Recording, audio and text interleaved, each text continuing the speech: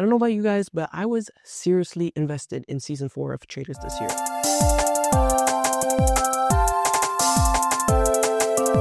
Did anyone else find it kind of strange that not even 4 episodes into the show, the Traitors official Instagram page made a specific banner just for Rob? To me, it seems like they weren't even trying to hide who was gonna win, and also that they wanted us to see him as kind of the hero of the show, even though he's a traitor. I feel like the narrative that Rob is very clever, the best traitor ever, is trying to be pushed and shoved down our throats so hard.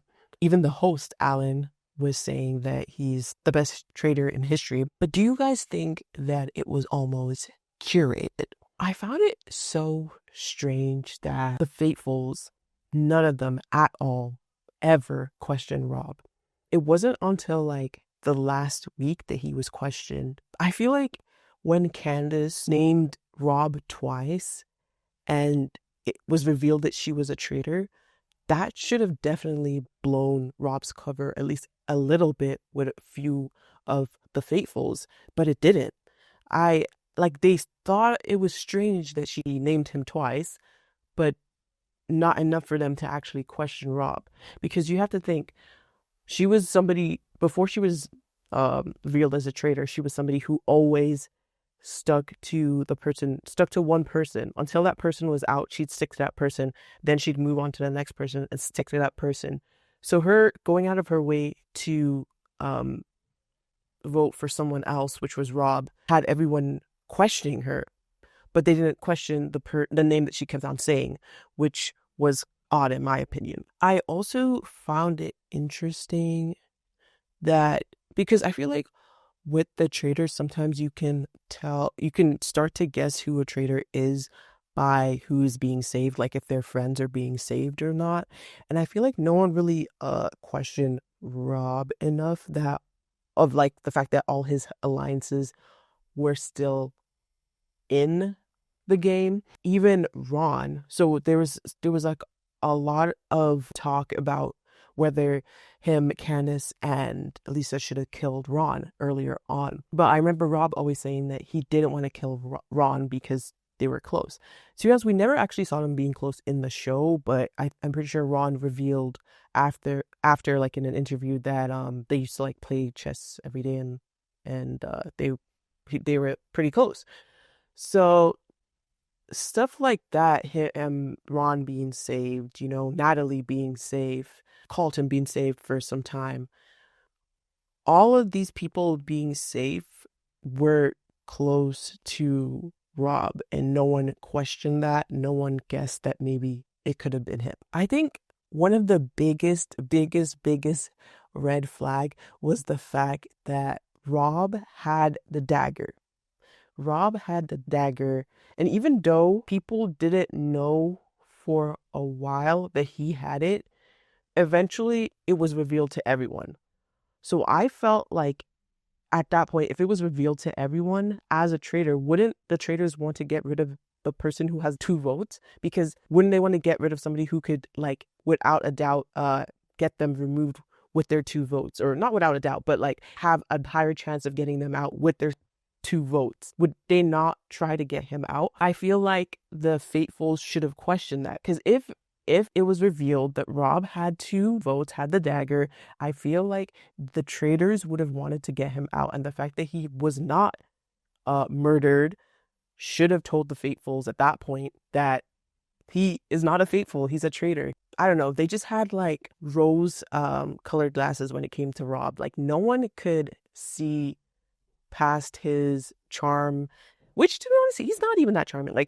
Rob is cool and all. I think one thing that people liked him for was him doing well in the challenges and stuff like that. But I feel like he was just very quiet. He didn't really say much. He kind of just went with the flow. So I'm not really sure what exactly it is about him that had everyone gagged. I don't know what it is about him, but the whole thing with the traitors, with Candiace, Lisa, and Rob, I feel like they actually made a good team, a team that made sense.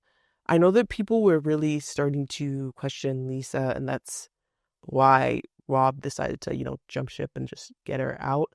And then Candiace didn't like that, and he was like, okay, well, you can go too. The only thing with that, of course, I was annoyed because I was really enjoying Candiace.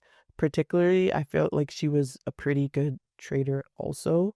Knowing Candiace from Housewives, I know she has a sharp mouth, and she's also probably like pretty quick to anger or to making an enemy of someone.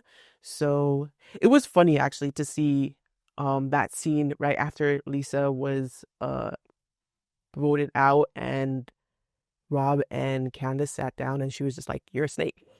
I found it really funny, honestly, because you could just tell that Rob isn't used to that kind of confrontation, and he was really scared. But I don't know how I feel about the like. I understand why he did it, but I feel like probably Candiace didn't have to be removed. I feel like he could have tried to really talk with Candiace after Lisa was removed, and they could have worked it out and been like a duo. But it seemed like he was just like, yeah, no, you can leave too. I don't care. And for me, I just felt like Candiace deserved better. I feel like she was really getting into the game, and she didn't deserve to leave at that point. Lisa, I also feel like Lisa was pretty decent, but I feel like eventually she probably would have revealed herself anyway. So he chose to make Eric a traitor, and then when he did that, he was like, I don't know, something along the lines of, I feel like we're equals or something like that. And I know a lot of people online were kind of questioning that because they're like, wondering, what does he mean by he thinks that they're equals? They're equals because they're males. They're equals because in intellect. Does he feel like Candiace and Lisa were not as smart as he was?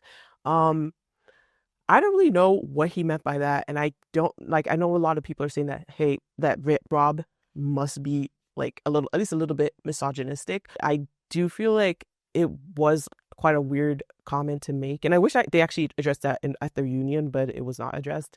What did he actually mean by that? But at the end of the day, I think it would have been worse if he had done that and then actually decided to win with Eric and split the money with him. But the fact that he also kind of betrayed Eric at the end of the day makes like softens the blow. It makes me think that he just wanted to win by himself no matter what. He didn't care if they were man, they were woman. He didn't care. It wasn't really about them. He just wanted to win the game by himself. So we also need to talk about the elimination order. To be honest, we notice this a lot in all types of game shows, whether that be Big Brother, whether that be Survivor. All these game shows seem to always have something in common, which is they get the POC contestants out first. And the season of Traitors was no different. I feel like, I felt like we never really got to see some people's personalities or really do anything. We had Porsha, we had Monet, we had Tiffany, we had Ron, all these people who left pretty earlier on, and it just seemed to be a pattern. What I found the weirdest thing was we had Rob, we had Eric, we had Maura, we had Tommy, Tara, and then we had Natalie. So at this point, Tommy and Tara were pretty set on Rob, as they should be. Finally, with 6 people left, they had the right idea of who was the traitor. And they discussed this with Natalie. In fact, Tara was the one who convinced Natalie to vote for Rob. And they discussed this. She told her to her face, looked her in the eye. Tara looked her in the eye and told her, I trust you. We're going to do this. We've got this. Johnny's on my side. Let's do this. But then when they sat at the table and had the opportunity to finally, vote him out, get out the traitor, what did Tara and Johnny do? They voted out Natalie, the only person that they said that they trusted and were sure was not a traitor. And it just seemed to me that Tara and Johnny were like, let's go with Natalie instead of Rob. We're just not sure. Why are they not sure? Honestly, for me, that was so weird and so odd of them to to turn on her like that, because there was no reason, there was no indication of that. And the only thing I see that could have made them just change their opinion like that for no reason was their skin color, to be honest. It makes me wonder that when they say, this is somebody who I can trust, this is somebody who I trust, do they mean that this person that I trust has to look like me? This is somebody I could trust because they're white, you know? At the end, once Natalie was gone, we didn't see, all the diversity was gone. The only person of color there was Eric. And Eric is obviously very light. It was kind of like they just went like, let's get out people from dark to light.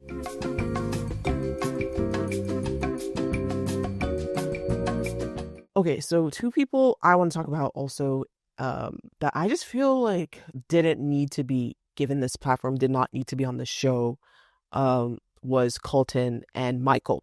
Colton, I don't really know what they were thinking putting him on the show after what he's done in the past. Why are we platforming these men? Colton being gay doesn't erase his past of being a stalker and harassing women. It seemed like he tried to like rebrand himself on the show, which did not work at all. He was very obnoxious and annoying.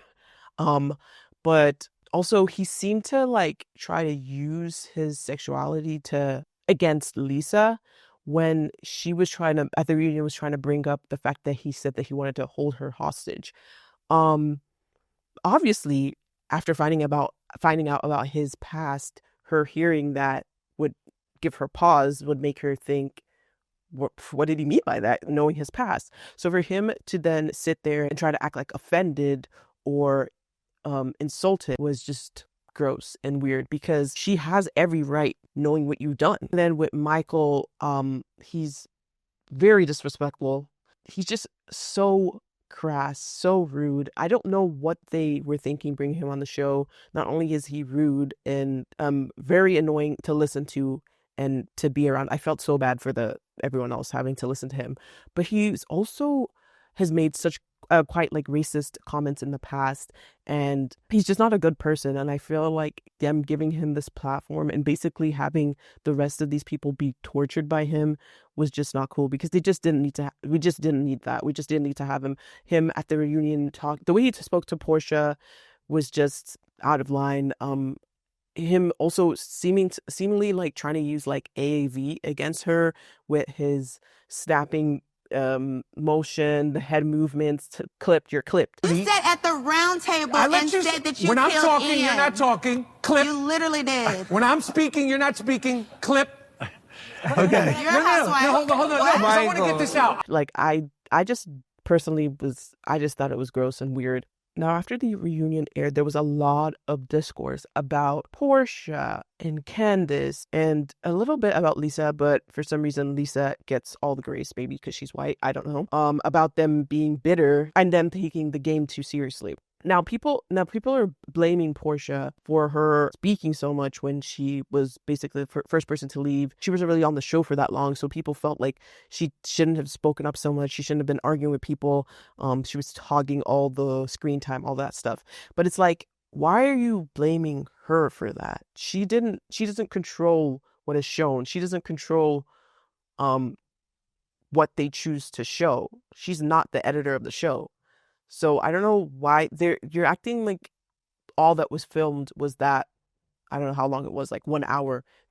The filming of that show is clearly a lot longer, maybe 2 hours, maybe 3 hours. And then the production chooses what to show. So it's not her fault that she had so much screen time. That's just what they decided to show, obviously, because they wanted to show drama. They wanted to show people to be entertained.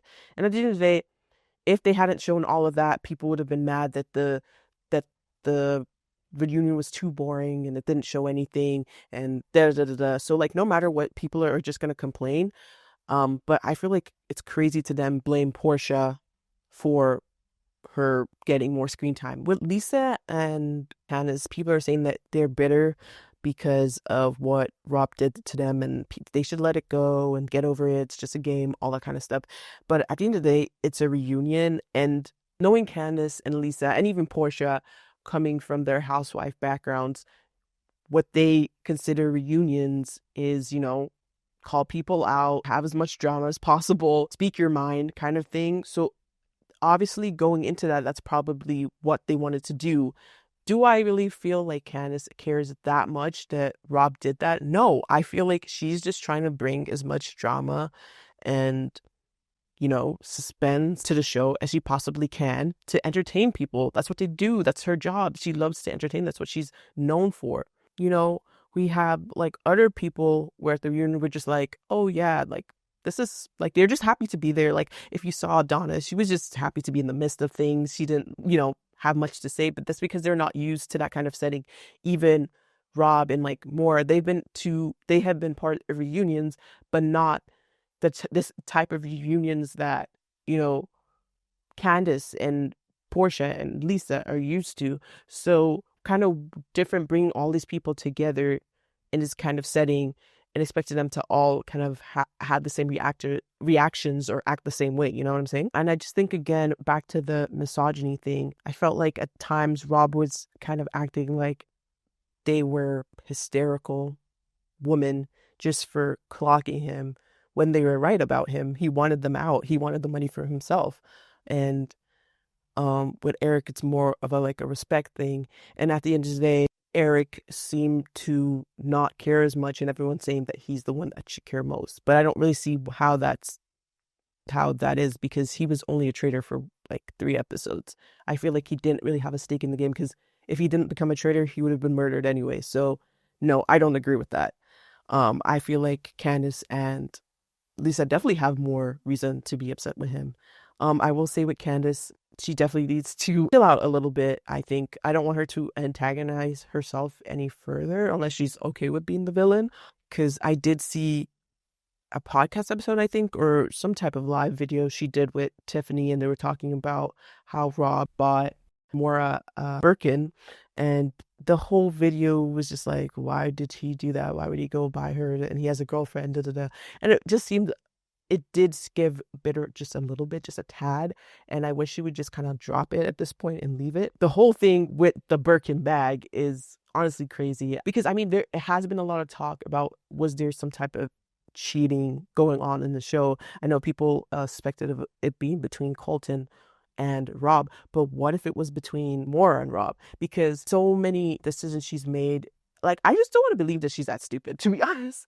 But it would make so much more sense if she had a pact with Rob, and she just really wanted a Birkin bag, and with that money, she could get one from Rob, a whole bag, a Birkin, a lot of money. He didn't even get that much money, and so for him to spend some of it on a Birkin is kind of crazy. I will say I have never been this invested in a season of Traitors. I think the casting was great in most ways. The drama was good. Just, I feel like stuff like just the patterns of racism I'm seeing in different ways, and misogyny, I wish was not part of the show. But overall, I think that it was a good watch. Tell me what you guys think in the comments, and if you agree or disagree with anything I said. Thanks for watching, guys. Peace.